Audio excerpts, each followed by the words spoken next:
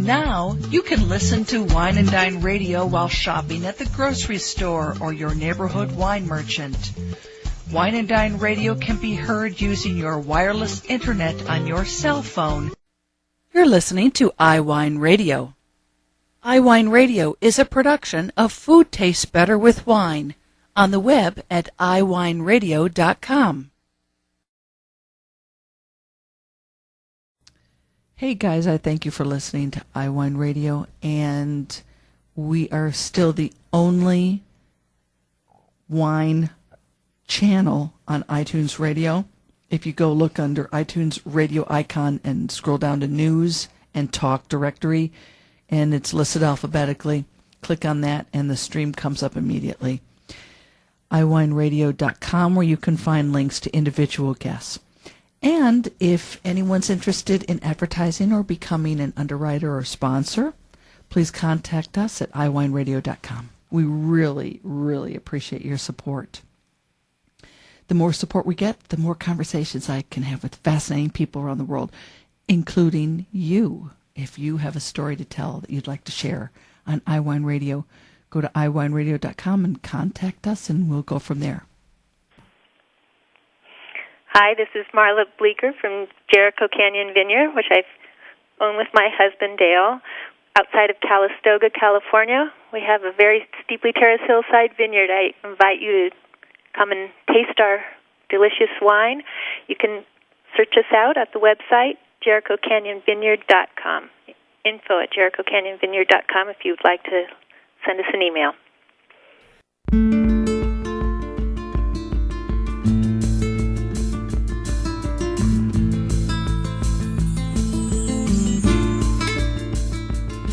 Welcome to Wine and Dine Radio. I'm Lynn Creelo-Chamberlain.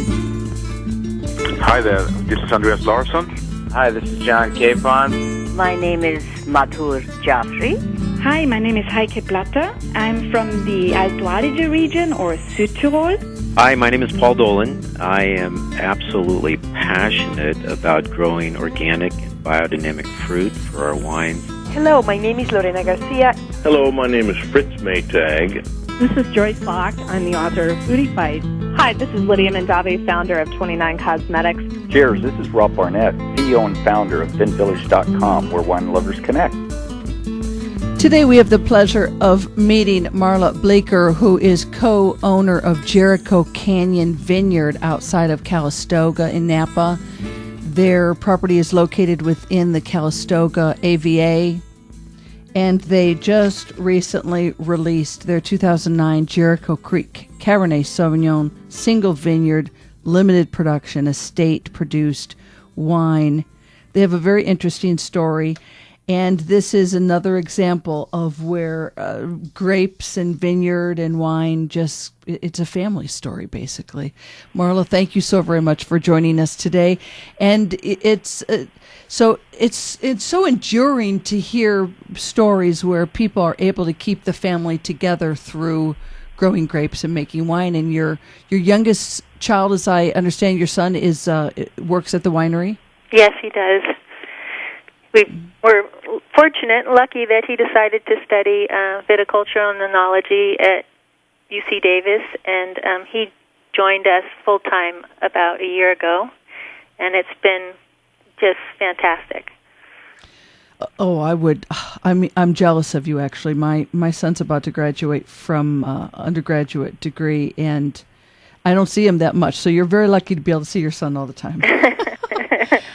So what you grow on your 40 acres, as I understand, is Cabernet Sauvignon, Merlot, Cabernet Franc, Petit Verdot, Syrah, and Sauvignon Blanc. So talk to us about your property. Well, we have about 135 acres. We planted approximately 40 acres to those varietals that you said, and we left the other 70% of the property wild. We planted where it had once been, most recently had been a cattle ranch, but years and years ago it had been a vineyard, not quite as steeply terraced as our vineyard is, but in the late 1800s or 1868, a gentleman had come out from New York who was a Civil War veteran, and he had decided to try and grow grapes and fruit trees out here on the old toll road, and it pretty much stayed that way until the 30s when it became a cattle ranch. And then when we purchased it, we sort of brought it back to what it had once been and extended it.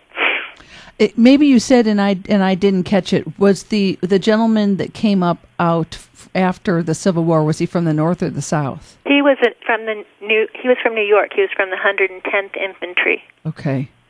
And at the time, this was an old toll road, and it was a path between the silver and gold mines, some of the most actually prolific in California at that time.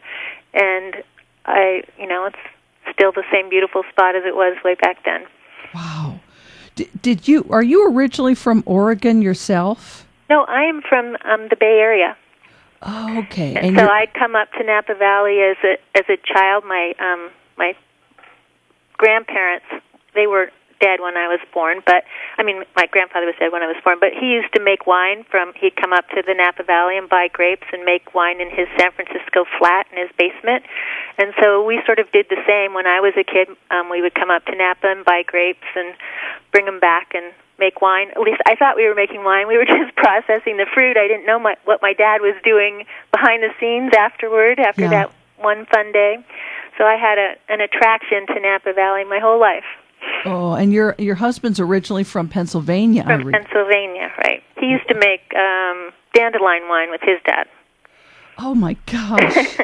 And did you two meet then in Oregon? In Oregon. In Oregon. Okay. So tell us the story. It's a great story of how you you discovered that specific property. Well, it took a long time, but, we'd been going out for 3 years it's kind of funny, we'd gone out with, who were realtors at the time, Jeannie Phillips of Screaming Eagle and Ren Harris of Paradigm, but they didn't own those wineries at that time. And they were realtors, and they took us up and down the valley, but mostly focused on Oakville and Rutherford, where it was nice and flat and beautiful ground for growing grapes, but we kept telling them, no, that's not really what we're looking for. And we actually tried to bid on what Jeannie turned into Screaming Eagle, but she'd actually bought it right before us. We waited a week to say, okay, we want to bid on that. We wouldn't have turned it into Screaming Eagle like she did, but then the other property that we bid on multiple times was at the time Isley Vineyard, which became Arajo Estate. So, and looking back, I kind of go, well, I guess we had at least a sense for what was the right properties to make exceptional grapes. Yeah. But finally we got frustrated and bought a piece of property on the Silverado Trail. I was not happy with it. We did it out of frustration, and I kept looking. And about a month after that property closed, we found this little ad in the San Francisco Chronicle for sale by owner, and drove down this little road where actually I was kind of nervous because I was from the city, and we were really out in the boonies now. Yeah. But when we got out to the driveway, I just went, this is it. I don't even have to look. This is it. I just knew it the second we got to the end of the road, and that was it. And we told the woman that I said, full price, we'll pay whatever you're asking. And the next day she called and said, I just can't sell it.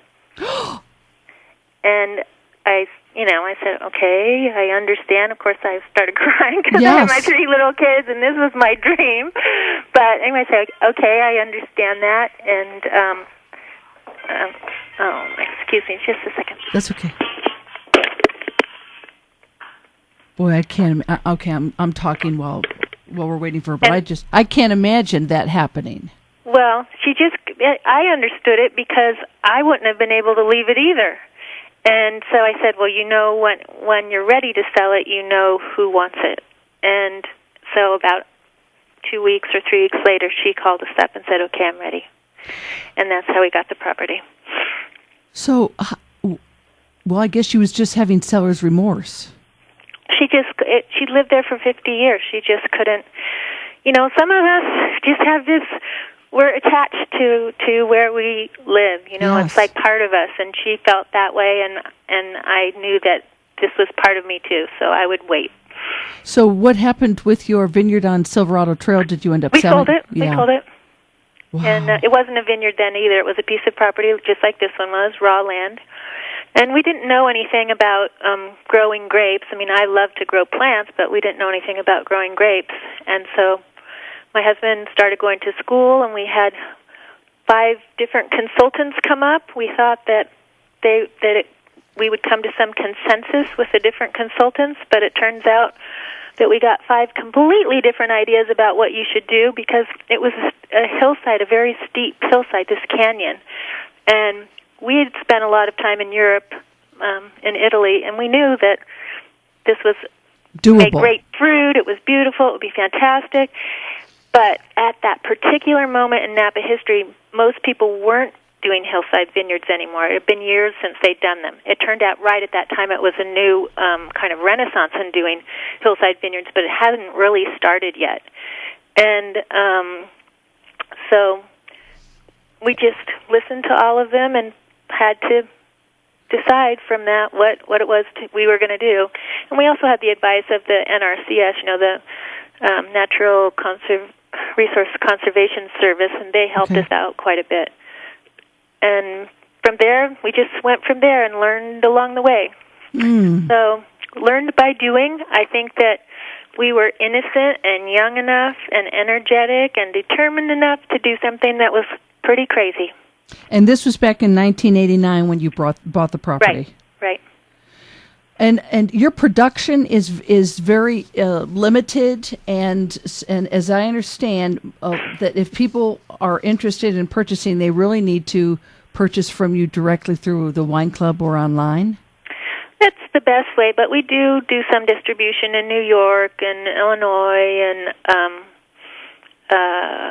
I can't even think of the states right now, but in about 4 states beside California we distribute. But for the most part, it's very limited how we distribute, mostly out of the winery. We make about 2,000 cases a year. The property, we sell some of our grapes still. We're mostly in love with growing the grapes and making the wine, and none of us are true salespeople. So I hear you. We don't want to increase our production by very much, only what we can handle. And before we run out of time here, I want to say that on May 4th, from 2 to 4 p.m., the Blackers will be celebrating the release of the Jericho Canyon Vineyard 2009 Cabernet with homemade pizza at your custom-built wood fire oven in your private garden. And people are welcome with a $25 donation to benefit the Nature Conservancy. If you want more information, you can RSVP to info@jerichocanyonvineyard.com. Okay. Well, I know that there's more to talk about, but we're out of time, so perhaps you'll agree to do this again, or maybe your husband will join us later on in the year. That would be fun. Marla, I thank you so very much. We thank you so very much for telling us your story. It's so cool. And mountain-grown fruit, very, very special, unique wines. It's not like what you get on the valley floor, that's for sure. No, it's certainly not. Thank you so very much. We'll have thank you. Links up for everyone to learn more. And we thank you for listening to Wine and Dine.